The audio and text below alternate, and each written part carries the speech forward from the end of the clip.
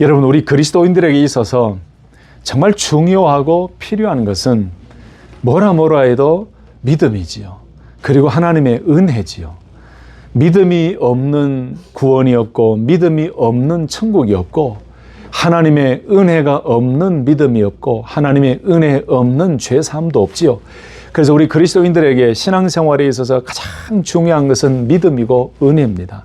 그런데 제가 오늘 말씀을 근거로 해서 한 가지를 더 덧붙인다면 믿음도 중요하고 은혜도 중요한데 우리 그리스도인들에게 또 중요한 것이 있다면 그 믿음과 은혜를 가지고 살아갈 때에 우리들에게는 지혜가 참 중요하다라는 생각을 많이 하게 됩니다. 예수님을 믿고 성령님을 모시고 살아가면서 그 성령의 지혜를 가지고 살아가지 못한다면은 세상 사람들과 다를 바가 뭐가 있겠습니까? 그래서 신앙생활 살아가면서 우리 그리스도인들에게는 믿음도 중요하고 은혜도 중요하지만 지혜가 중요하고 또 지혜롭게 살아가는 것이 우리 그리스도인들에게는 참 필요하다라고 생각이 돼요. 최근에 자꾸 이런 생각이 드는데 여러분, 우리 그리스도인들에게 언제 지혜가 필요하겠습니까? 신앙생활 할 때는 물론이지요. 우리가 예배를 드리고 기도를 드리고 하나님의 말씀을 묵상하고 신앙생활 할 때에 항상 하나님의 지혜, 성령의 지혜가 필요해요. 그 성령의 지혜, 하나님의 지혜가 있을 때에 우리의 신앙생활은 올바른 신앙생활, 믿음 생활이 될 수가 있죠. 그리고 신앙생활뿐만 아니라 우리가 일반적으로 살아가면서 대화를 할 때에도 지혜가 필요해요. 내가 어떤 말을 해야 되고 어떤 단어를 선택하고 내가 어떤 타이밍에 어떤 말을 해야 상대방에게 격려가 되고 축복이 되고 위로가 되고 조언이 되고 아름다운 말이 될까? 여러분, 대화할 때 그냥 막 대화하면 안 됩니다. 고민하면서 좀 긴장감을 가지고 대화를 해야 돼요. 여러분, 그래서 대화할 때에 참 지혜가 있는 분들은요, 말을 많이 하는 것보다 먼저 많이 들으면서 이렇게 말을 할 타이밍을 보지요. 그리고 한마디 한마디 할 때마다 어쩜 그렇게 지혜롭고 그 순간에 맞는 격려와 축복의 말, 위로의 말을 해서 그 상대방의 마음을 부드럽게 하고 은혜를 끼치고 참 마음에 평안함을 주는지, 반대로 대화할 때에 지혜를 구하지 아니하고 그냥 인간적인 감정과 생각되는 대로 막 말을 내뱉으면은 상처가 되고 실수가 되고 아이고 내가 왜 이런 말을 했을까라고 자꾸 후회하게 되죠. 대화할 때 참 지혜가 필요한 것 같아요. 저도 부족하지만 항상 대화할 때에 내가 이 말을 해야 되나 말아야 되나 이 고민을 많이 합니다. 여러분들 느끼시는지 모르겠지만은 못 느끼셔도 저는 계속 해야 될 것 같아요. 제 나름대로 성도님들과 같이 대화하고 교제하고 또는 개인적으로 신방하고 미팅하고 할 때도 사실은 이 단어와 이 말을 해야 될까 말까를 수십 번 고민합니다. 그게 겉으로 드러나는지는 모르겠지만 제 머릿속에는 계속 뱅뱅뱅뱅 돌아요. 내가 이 말을 할까? 어떻게 말을 할까? 이런 고민이 있으시는, 이런 기도 제목이 있으시는데 내가 어떤 말을 할까? 이게 그냥 가식적이지 않고 제 진심으로 어떤 말을 하면서 믿음으로 격려를 하고 어떤 때는 어떻게 도전을 할까? 늘 고민해요. 지혜를 주십시오. 하나님 지혜를 주십시오. 그래서 대화할 때 참 지혜가 필요한 것 같아요. 그리고 언제 지혜가 필요합니까? 뭔가 선택할 때 지혜가 필요하지요.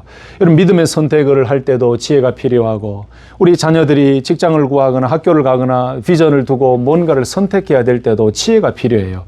그냥 친구들이나 동료들이나 옆에 있는 사람들의 이야기를 듣고 막 결정하면은 나중에 다 후회하게 돼요. 그래서 늘 기도하면서 하나님 지혜를 주십시오. 하나님 무엇을 선택하는 것이 하나님의 뜻이고 하나님의 기쁨이 됩니까? 그래서 선택할 때 우리에게 지혜가 필요하죠. 그 외에 우리가 살아가는 순간순간마다 우리 사람들에게는, 특별히 우리 그리스도인들에게는 지혜가 필요해요.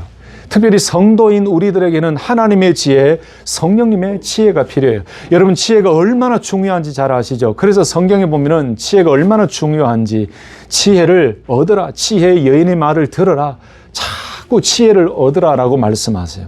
잠언 3장 18절 말씀에 지혜는 그 얻은 자에게 생명나무라, 지혜를 가진 자는 복되도다라고 말씀합니다. 그리고 잠언 4장 7절 말씀에는 지혜가 제일이니 지혜를 얻으라, 내가 얻은 모든 것을 가지고 명철을 얻을지니라 라고 말씀해요. 그리고 잠언 24장 5절 말씀에는 지혜 있는 자는 강하고 지식이 있는 자는 힘을 더하나니 라고 말씀해요.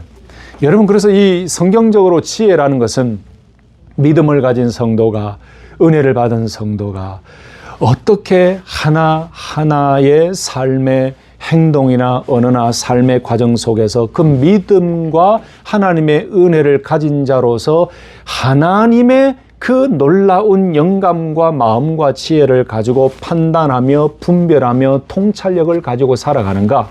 어떻게 하면 하나님의 마음과 하나님의 뜻을 가지고 삶에 적용하며 하나님이 원하시는 바른 삶의 길로, 믿음의 길로 갈 것인가를 지혜롭게 판단하고 적용하는 능력이 바로 지혜의 능력이에요. 그래서 이 지혜는 하나님이 주시는 것입니다. 그래서 잠언 말씀이나 전도서 말씀이나 구약 성경이나 또 신약 성경 모든 부분에 있어서 지혜의 중요성과 어떻게 하면 지혜를 얻는지에 대해서 자주 말씀하죠. 여러분, 우리가 지혜를 말할 때에 빼놓을 수 없는 한 인물이 있습니다. 바로 오늘 우리가 읽었던 본문에 등장하는 솔로몬 왕입니다. 오늘은 이 다윗을 이어서 왕이 된 솔로몬이 하나님 앞에서 듣는 마음을 종에게 달라라고 했던 이 기도의 간절한 이 메시지를 좀 중심으로 하나님의 지혜를 우리가 갈망해야 된다는 것을 다시 한 번 더 좀 나눴으면 좋겠는데요.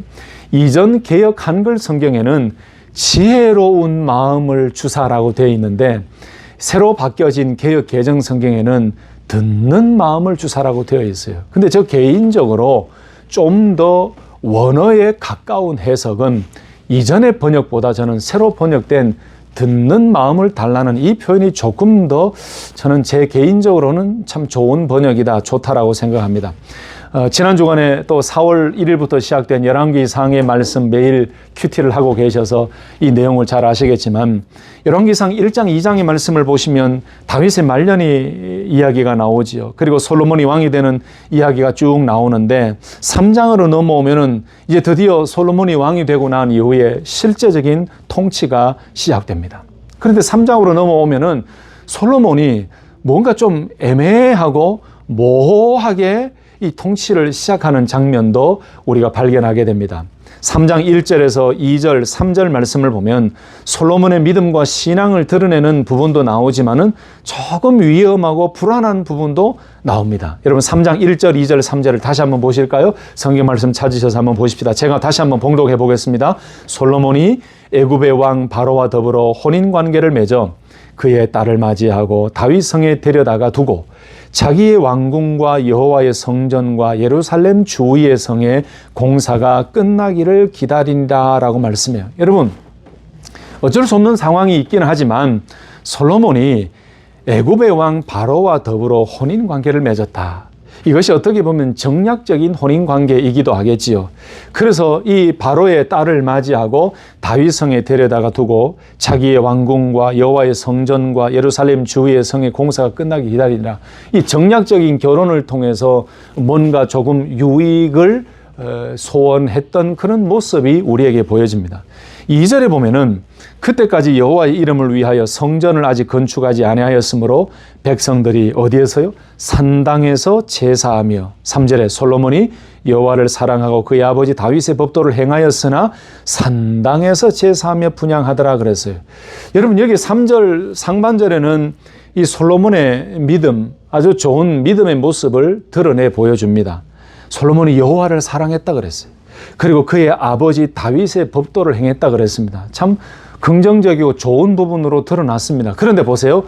법도를 행하였으나 산당에서 제사하며 분향하더라라고 했죠. 그 믿음과 여호와를 사랑하는 것은 참 좋아 보였지만 그러나 산당에서 제사하며 분향하더라. 여러분 산당에서 제사하며 분향할 수밖에 없었던 이유가 2절에 나왔죠. 아직 솔로몬의 성전, 그 여호와의 성전이 건축되지 않았기 때문에 그 이전에 이방을 섬기던 사람들 또는 그 이전의 역사의 순간 속에서 제사를 드렸던 그 산당에서 제사하며 분향했던 것, 그 환경을 보면은 어쩔 수 없는 환경이다라고 생각할 수 있겠지만 사실 이 3절의 말씀이 나중에 솔로몬의 통치의 어려운 부분, 이스라엘 민족의 어려운 문제가 되기도 합니다. 이렇게 솔로몬의 이 모호한 부분이 있음에도 불구하고 이 긍정적인 부분에 있어서 솔로몬이 여호와를 사랑하고 아버지의 법도를 행했다라는 것은 우리가 인정하면서 이 말씀을 통해서 우리도 하나님을 사랑하고 하나님이 아버지 시대에 이야기했던 그 율법과 법도를 따라가는 그 부모님의 신앙을 따라가는 것도 참 중요하구나라는 생각도 해보게 됩니다. 또 한 가지 솔로몬의 아름다운 믿음이라고 해야 될까요? 아주 긍정적인 부분이 있다면은 솔로몬이 왕의 통치를 시작하면서 가장 먼저 일천번제를 드리며 하나님 앞에 먼저 예배를 드렸다는 것이 저는 개인적으로 참 잘했다라고 생각합니다. 4절 말씀 보면 이에 왕이 제사하러 기브온으로 가니 거기는 산당이 큼이라 솔로몬이 그 제단에 1000번제를 드렸더니라고 말씀해요. 여러분, 성경에 이런 부분이 참 많아요. 항상 하나님 앞에 제사를 드리고 하나님 앞에 예배를 드리던 믿음의 선조들의 모습을 우리는 자주 발견하게 되는데 이 4절 말씀을 보면서 우리는 또 많은 것을 깨닫게 되지요. 맞아. 항상 우리의 남은 삶이 우리의 일상생활 속에서 우리가 가장 먼저 해야 되는 일은 무엇인가? 뭔가 일을 시작할 때에 우리가 가장 먼저 해야 되는 것은 무엇인가? 바로 예배다. 여러분, 미국 대통령이 당선되고 또 선서를 할 때나 보면은 성경책 위에 손을 얹고 선서를 하지요. 그렇게 선서한 대로 성경책 하나님의 말씀 위에 손을 얹고 한 대로 그대로 가면 좋겠는데 선서는 선서고 정치하는 거 보면 따로 노는 그런 모습들을 많이 보게 돼요. 우리 성도님들 중에도 비즈니스를 오픈할 때 목사님 개업 예배 드려주십시오. 얼마나 참 아름다운 마음입니까? 다른 일보다도 하나님께 감사 예배를 드리면서 먼저 하나님께 영광 올려드립니다. 참 좋은 마음이에요. 하나님, 자녀를 출산했습니다. 감사 예배 드려주십시오. 목사님, 하나님이 아니고 제가 하나님이 아니고 목사님 감사 예배를 드려주십시오. 그래서 출산 예배 드리는 경우도 있고 생일 감사 예배 뭐 여러 가지 예배 있죠. 심지어 임종 예배, 돌아가신 아버지, 부모님, 돌아가신 친척, 가족들이 있음에도 임종 예배를 드리는 그게 뭘까요? 살고 죽는 것은 하나님의 주권에 달려있고 우리의 모든 삶의 신앙생활의 근본과 가장 먼저 해야 되는 것은 예배다.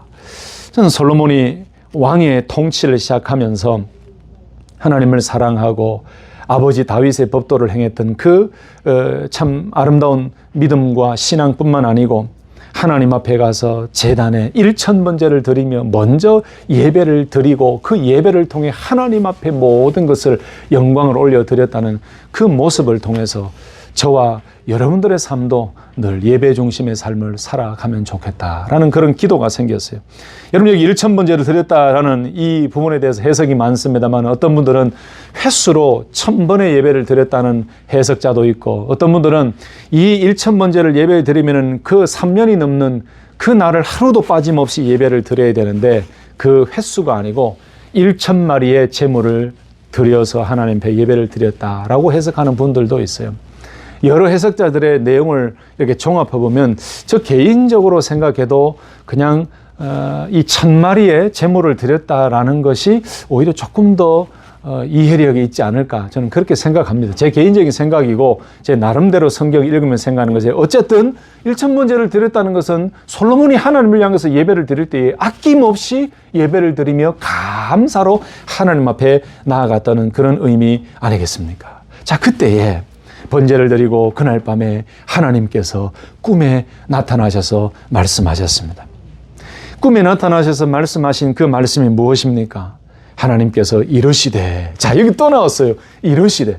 여러분, 지난주 계속 제가 말씀드렸던 그 설교 가운데 이르시되, 가라사대 이 말씀이 중요하다고 말씀드렸죠. 하나님께서 이르시되, 내가 네게 무엇을 줄꼬? 너는 구하라. 하나님께서 솔로몬에게 원하는 것이 있으면은 이야기하라고 말씀합니다. 그리고 그것을 주시겠다고 말씀하십니다. 그런데 솔로몬이 뭐라고 이야기합니까?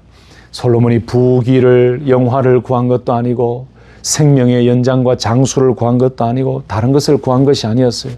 솔로몬이 한 이야기는요, 크게는 두 가지였어요. 첫째는 은혜를 깨닫고 고백했어요. 여러분 6절 말씀 보시면 솔로몬이 이르되 주의 종 내 아버지 다윗이 성실과 공의와 정직한 마음으로 주와 함께 주 앞에서 행함으로 주께서 그에게 큰 은혜를 베푸셨고 주께서 또 그를 위하여 이 큰 은혜를 항상 주사 오늘과 같이 그의 자리에 앉을 아들을 그에게 주셨나이다. 야, 참 저는 이 고백이 믿음이 있다고 생각해요. 우리 자녀들도 이런 고백을 좀 했으면 좋겠어요. 제가 항상 강조하는데 부모님 없는 자녀가 없고요. 교회에 믿음의 1세대 없는 2세대가 없고 믿음의 2세대 없는 3세대가 없어요.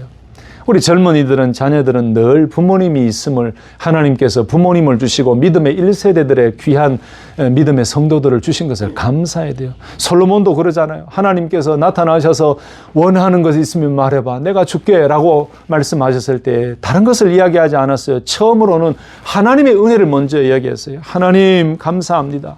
하나님께서 우리 아버지, 우리 다윗의 그 삶에 그 은혜를 주셨습니다. 하나님께서 아버지에게 그 은혜를 베풀어 주셨습니다. 저는 압니다. 그 은혜 주신 것을 보았습니다. 감사합니다. 라고 고백하면서 그 아버지에게 아들을 주셨는데 바로 자기죠. 그 은혜를 받은 아버지 아래에서 그 왕의 자리에 앉을 아들을 주셨습니다. 이것은 아버지에게 은혜를 주신 하나님께 감사하는 것뿐만 아니고 자기를 낳아주신 하나님의 은혜, 자기를 있게 하신 하나님의 은혜까지도 감사하는 은혜를 알고 부모의 세대에 은혜를 주신 하나님의 은혜를 고백할 줄 아는 그 믿음을 솔로몬이 가지고 있었죠. 참 저는 중요한 것 같아요. 우리가 믿음의 자녀로 살아갈 때에 부모님의 믿음과 부모님의 기도 없이는 살아갈 수 없잖아요, 사실은. 저 자신도 마찬가지입니다. 부모님이 그렇게 힘든 고난의 시기를 겪으면서 그 한국이라는 이 조국, 고국이 발전하기에 이전에 힘들고 어려운 시기를 겪으면서도 하나 붙잡았던 게 뭡니까? 오직 하나님이죠. 오직 은혜를 주셔야만 살 수 있습니다. 오직 우리 자녀들에게 은혜를 주십시오. 하나님 교회에 은혜를 주십시오. 하나님 저에게 은혜를 주십시오. 그렇게 눈물로 기도하며 하나님의 은혜만을 사모하고 바라보셨던 그 부모님의 기도와 눈물 때문에 자녀들이 지금까지 살아온 것이죠. 할렐루야. 하나님의 은혜예요. 솔로몬이 가장 먼저 이야기했던 것은 하나님의 크신 은혜를 고백했어요. 그리고 두 번째 고백한 건 뭐냐면 자기 자신이 어떤 존재인가를 고백했어요. 나의 하나님 여호와여, 주께서 종으로 종의 아버지 다윗을 대신하여 왕이 되게 하셨사오나 종은 작은 아이라 출입할 줄을 알지 못하고 그랬어요. 종은 작은 아이라. 얼마나 겸손했습니까? 여러분 중국의 역사나 한국의 역사나 또는 동남아시아나 전 세계 역사를 보면은 어린 나이에 왕이 되었을 때에 두 가지가 나타나더라고요.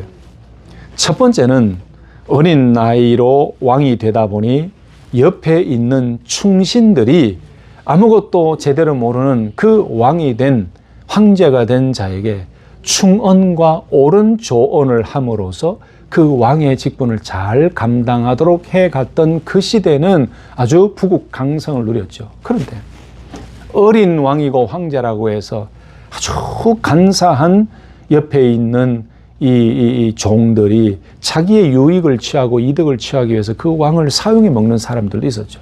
그때는 그 나라가 완전히 망해버렸어요. 여러분, 솔로몬이 어린 나이에 젊은 나이에 왕이 되었을 때에 자신이 교만하고 왕이라는 그것만 생각했다면 마음대로 휘둘렀을 겁니다. 그러나 솔로몬은 그렇지 않았어요. 종은 자기 작은 아이입니다. 출입할 줄을 알지 못합니다. 나는 연약합니다. 하나님, 나는 부족합니다. 라는 것을 솔직히 고백하는 아주 겸손한 마음이 있었죠. 그러면서 오늘 가장 핵심적인 세 번째, 하나님께서 원하는 것이 무엇이냐라고 말씀하셨을 때에 이렇게 이야기합니다. 8절, 9절 말씀에 주께서 택하신 백성 가운데 있나이다. 그들은 큰 백성이라 수요가 많아서 셀 수도 없고 기록할 수도 없사오니 누가 주의 이 많은 백성을 재판할 수 있사오리까. 듣는 마음을 종에게 주사 주의 백성을 재판하여 선악을 분별하게 하옵소서라고 했어요. 따라서 합시다. 듣는 마음을 종에게 주사. 여러분 이전의 성경은 뭐라고 되어 있다고요? 지혜로운 마음을 주사라고 되어 있죠. 여러분, 다른 어떤 부귀영화, 재물, 권력을 구하지 않고 왕이 되어서 많은 백성들을 송사할 때에 잘 감당할 수 있도록, 잘 재판할 수 있도록, 또한 많은 일들을 이끌어 나갈 때에 선악을 분별하게 해달라는 간절한 간구를 하고 있는데, 그 간구의 핵심은 그 일들을 이루기 위해서 자기 자신에게 필요했던 것이 무엇이었다고요? 듣는 마음을 종에게 주사라고 아주 겸손하게 고백했습니다. 다시 한 번 더요. 듣는 마음을 종에게 주사 주의 백성을 재판하여 선악을 분별하게 하옵소서라고 해서, 여러분, 여기에 듣는 마음이라고 이야기했죠. 여러분, 이 듣는 마음이라는 것은 원래 히브리의 원문으로 나온 표현을 그대로 제가 읽어드린다면 레브 쇼메아라는 말이에요. 여러분, 레브라는 것은 마음이라는 거예요. 심장이라는 뜻이에요. 그리고 쇼메아라는 것은 여러분 잘 아시죠? 쉐마, 들으라, 신명기 말씀에 나오듯이 거기서부터 파생되어진 단어가 바로 쇼메아라는 말씀이에요. 레브 쇼메아, 듣는 마음이라는 것은 무엇입니까? 마음으로 듣는다, 심장으로 듣는다. 하나님, 마음으로 들을 수 있게 해 주십시오. 하나님, 심장으로, 마음으로, 진심으로 들을 수 있게 해 주십시오. 원래 이 솔로몬이 이야기했던 1차적인 이 고백과 이 기도의 요청은 무엇 때문에 이 기도를 하고 이 요청을 했습니까? 하나님, 나라의 백성이 많습니다. 그 큰 나라 가운데 제가 섰습니다. 이 백성들을 제가 다 다스릴 수 없습니다. 송사가 일어나고 재판을 할 때에 하나님, 저에게는 다른 뭔가가 필요합니다. 제 힘으로는 할 수 없습니다.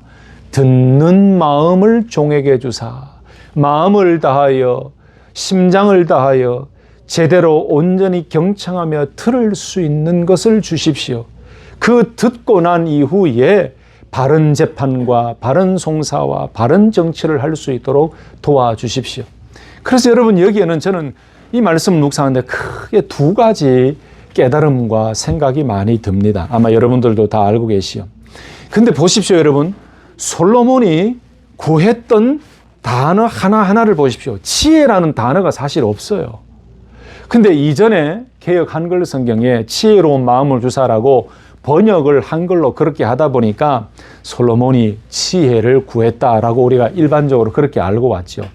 그런데 원어적인 의미에서 뭐라고요?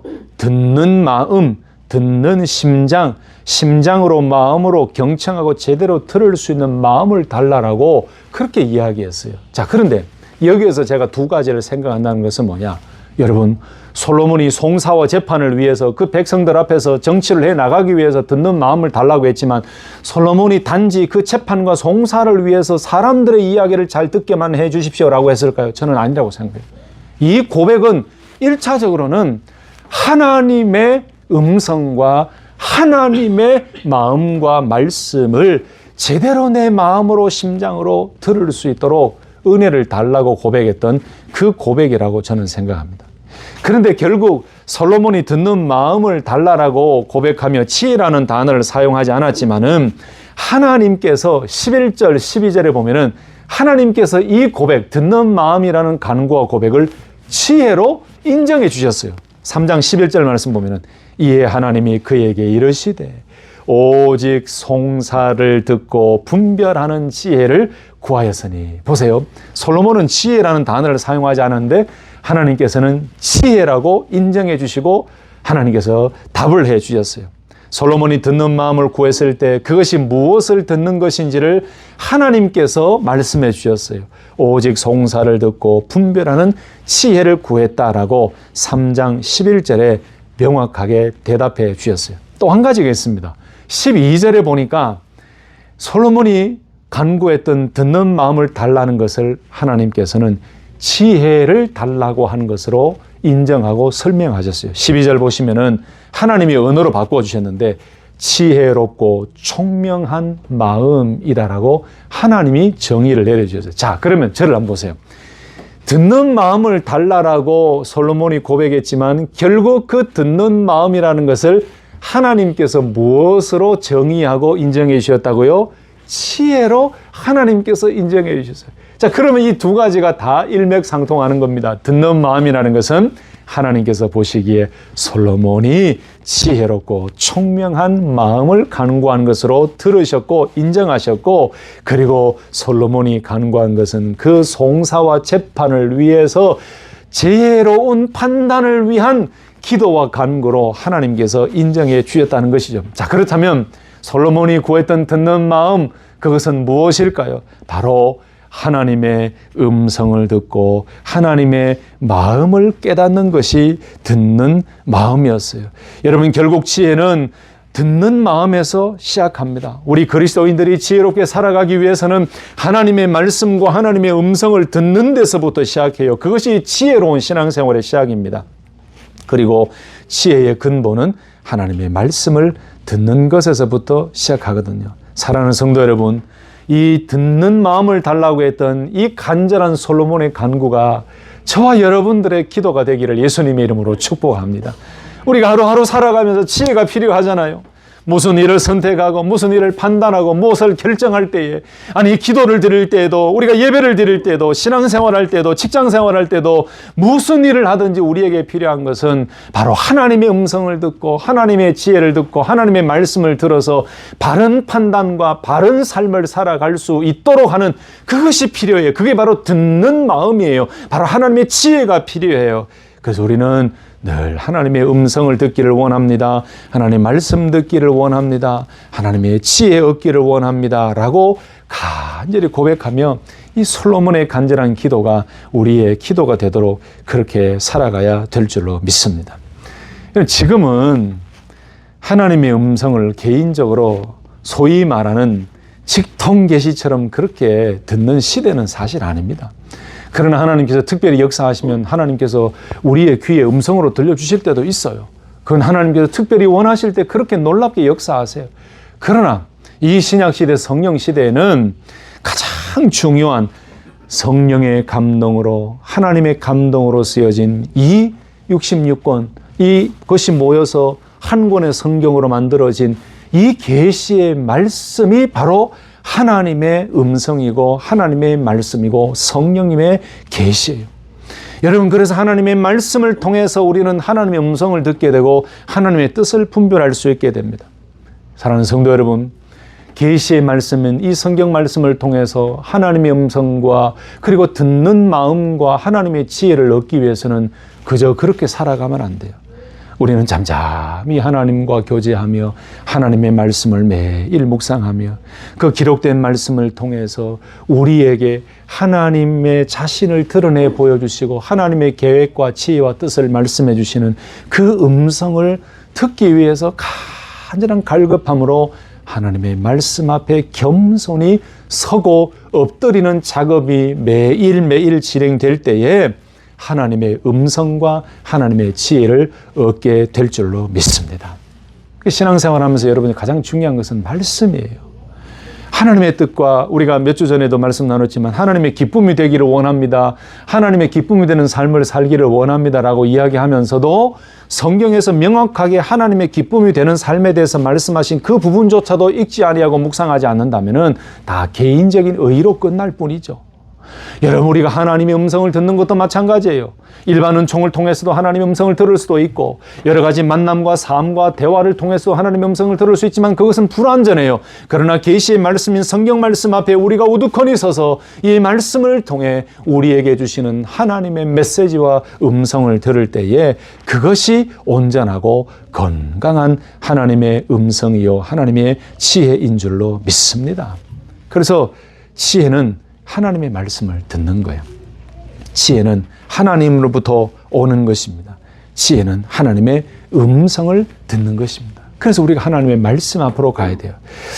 여러분, 솔로몬의 잠언을 보면은 명확하게 또 그 답이 나오더라고요. 잠언 1장 1절에서 5절 말씀 보면 이렇게 말씀합니다. 다윗의 아들 이스라엘 왕 솔로몬의 잠언이라.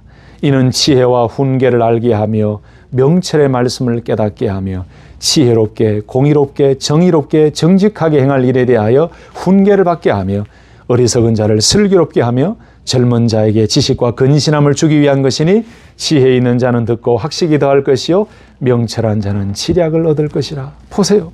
하나님의 말씀, 이 솔로몬의 잠언의 말씀을 깨달을 때에 우리에게는 지혜와 지식과 슬기로움과 또 근신함과 학식이 더하고 명철의 치략을 더 얻을 것이다 라고 말씀하죠. 결국 이 말씀 무슨 말씀이에요? 하나님의 말씀을 통해 우리는 지혜도 얻고 정직할 일에 대한 훈계도 받고 슬기로움을 얻게 된다. 그래서 하나님의 음성과 하나님의 지혜와 하나님의 뜻을 얻는 방법은 하나님의 말씀 앞에 서는 길이고, 하나님의 말씀 앞에 서서 하나님의 말씀을 통해 하나님의 지혜와 음성을 듣기를 원하는 갈망과 열망에서부터 우리는 지혜를 얻을 수가 있고, 그리고 하나님의 말씀에 집중하고 하나님의 말씀에 우리의 시선을 둘 때에 그 말씀을 통해 하나님의 음성을 듣게 되는 줄로 믿습니다. 성도 여러분, 하나님의 말씀을 더 많이 사랑할 수 있기를 예수님의 이름으로 축복합니다. 이런 성령의 감동하심과 인도하심을 받는 방법도 하나님의 말씀 앞에 설 때에 되는 거예요. 왜 그렇습니까? 이 하나님의 말씀이 성령의 감동으로 기록되었거든요.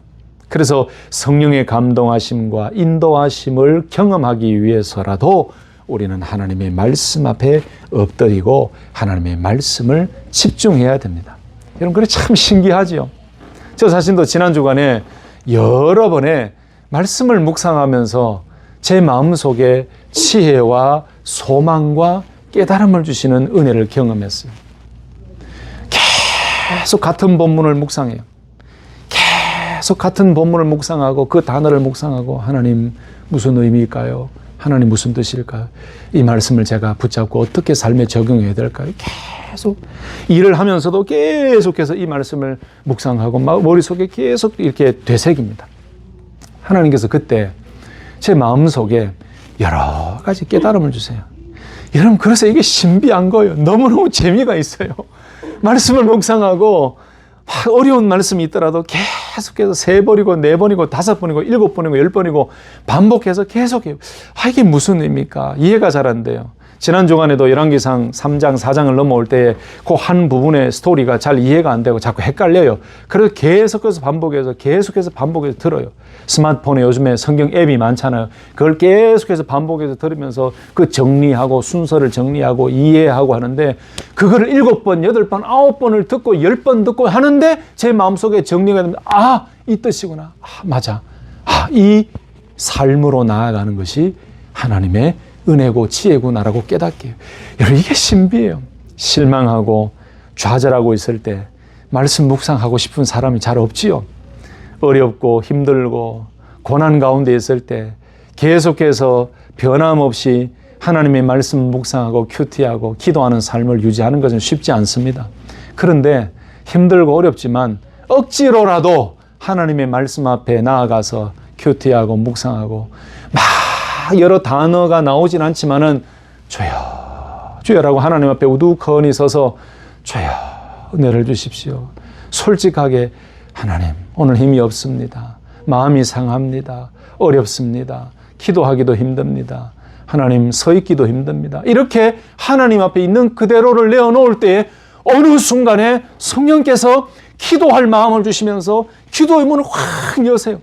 성령께서 막 깨닫게 하세요. 성경 구절을 막 주세요. 성경을 막 찾아서 그 구절을 찾게 하세요. 그러면서 그 성경 말씀을 통해서 내가 꼭 필요했던 말씀을 주시면서 새롭게 내 영혼을 소생시키시는, 완전히 부활시키시는 그 하나님의 은혜를 경험케 하시면서 하나님의 지혜와 성령의 인도하심을 깨닫게 하세요. 할렐루야!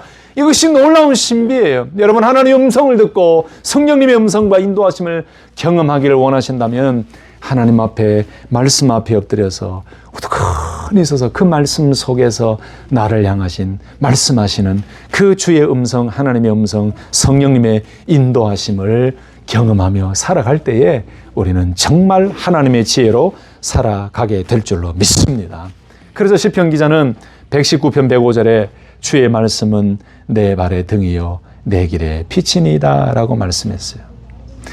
마지막으로 한 가지 더 깨달은 것은, 오늘 이 솔로몬의 고백, 듣는 마음을 달라라고 하는 것은 그 성경 말씀에 그대로 나와 있던 아까 말씀드린 1차적인 의미의 마음도 있습니다.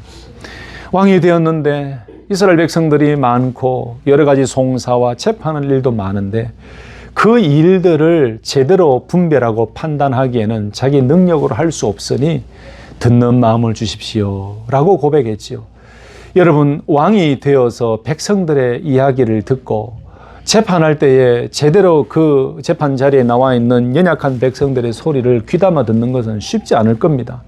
그러나 말씀을 묵상하는데 이 솔로몬이 참 백성들을 사랑하고 있구나라는 것을 깨달아요. 이 많은 어려운 백성들이 이 솔로몬 왕 앞에 나왔을 때 어떤 말을 하든지 듣는 마음, 심장으로, 마음으로 듣는 마음을 달라. 여러분, 결국 이 백성들을 향한 이 간구의 마음은 솔로몬이 아까 말씀드렸던 사람의 이야기만 잘 듣게 해달라는 간구가 아니겠죠. 그 백성들의 이야기를 그 재판정에서 여러 가지 판단하고 분별해야 될 거기에서 그 어려운 이야기, 연약한 자들의 이야기, 그래서 이 간구 이후에 등장했던 이 여인의 이야기가 바로 첫 번째 예지요. 그 당시에 제대로 인정해 주지 않던 창기들의 이야기를 예로 들었어요. 지금도 마찬가지입니다. 몸을 파는 사람들을 우리는 굉장히 아주 낮은 사람들로 이렇게 치부하기도 하잖아요. 그 당시에도 마찬가지로 몸을 파는 사람들, 이런 여인들을 백성들이 잘 인정하지 않았어요. 왜 이 사람들의 이야기를 꺼냈을까? 왜 굳이 이 사람들의 예를 들었을까? 솔로몬의 마음이 그랬다는 것을 보여주시면서 결국 이 사람들의 이야기를 제대로 듣고 아주 지혜로운 판단을 하게 한 이 유명한 이야기는 바로 그 이야기를 듣고 난 이후에, 백성들의 이야기를 잘 들은 이후에 하나님이 주시는 지혜를 가지고 잘 판단할 수 있도록 해달라고 하는, 거기까지 연결되는 간구 아니겠습니까? 여러분, 목회자든지 성도든지 늘 성도와 성도가 또 많은 믿음의 성도들이 이야기할 때 참 우리에게는 이 경청하고 잘 듣는 것이 필요한 것 같아요. 그럼에도 그 이후에 더 필요한 것이 뭘까요? 서로 듣고 대화하고 연약한 자들의 이야기를 경청해 주면서 내가 하나님의 지혜로 어떤 말을 해야 되는지를 간구하면서 그 대화와 여러 성도님들과 교제하고 연약한 자들을 품는 것, 여러분, 이것이 솔로몬의 기도였고 하나님께서는 그것을 지혜라고 인정해 주시고 지혜와 총명이라고 인정해 주시고 바로 이어서 이 두 여인의 송사 문제에 하나님의 지혜로 그 어떤 사람도 내릴 수 없었던 놀라운 지혜의 판결을 내리게 하시면서 하나님이 약속하셨던 다른 것도 구하지 아니하고 네가 이것을 구했구나. 내가 이 지혜와 명철뿐만 아니고 능력과 부귀와 영화까지 내가 다 너에게 주리라고 하나님이 복을 주신 이 이야기를 들으면서 묵상하면서 우리는 참 많은 것을 생각하게 됩니다. 말씀을 정리하겠습니다. 여러분, 저에게 정말 필요한 것이 이겁니다. 듣는 마음을 주옵소서. 늘 하나님의 음성을 듣고 주일 설교를 준비해야 되지요. 우리 성도님들을 신방하고 또 섬길 때에 하나님의 음성을 듣고 하나님의 그 말씀과 지혜를 가지고 섬겨야 됩니다. 여러분, 저를 위해 기도해 주실 때에 솔로몬의 간구처럼 이것을 위해 기도해 주십시오. 우리 목사님에게, 우리 목회자에게 듣는 마음을 주십시오. 하나님의 지혜와 하나님의 음성을 듣는, 성령의 지혜를 듣는 충만함의 은혜를 주십시오라고 기도해 주십시오. 이것이 저의 기도이고 또 여러분들의 기도가 되기를 바랍니다. 살아가면서 얼마나 하나님의 지혜가 필요합니까? 하나님, 우리에게 지혜를 주십시오. 결론으로 저와 여러분들의 이 지혜를 얻기 위해서는 어디로 나아가야 된다고요? 바로 하나님의 감동으로 쓰여진 그 하나님 말씀 앞으로 나아가고 그 말씀 안에서 하나님의 지혜를 찾고 그 말씀 안에서 하나님의 음성을 들을 때에 우리는 지혜로운 삶을 살아가고 더욱더 지혜로운 인생을 살아가게 될 줄로 믿습니다. 저와 여러분들의 기도 속에 듣는 마음을 주옵소서, 지혜와 명철을 주옵소서, 레브 쇼메아라고 기도하는 이 기도가 매일매일의 기도가 되어서 말씀을 통해, 성령님을 통해 하나님의 놀라운 지혜를 듣고 그 지혜로운 언어와 지혜로운 판단과 지혜로운 분별력과 지혜로운 삶을 살아가서 우리를 통해서 역사하시는 하나님의 살아계심이 많은 사람들에게 전달되어지도록 쓰임받는 축복의 통로가 되시기를 예수님의 이름으로 축복합니다.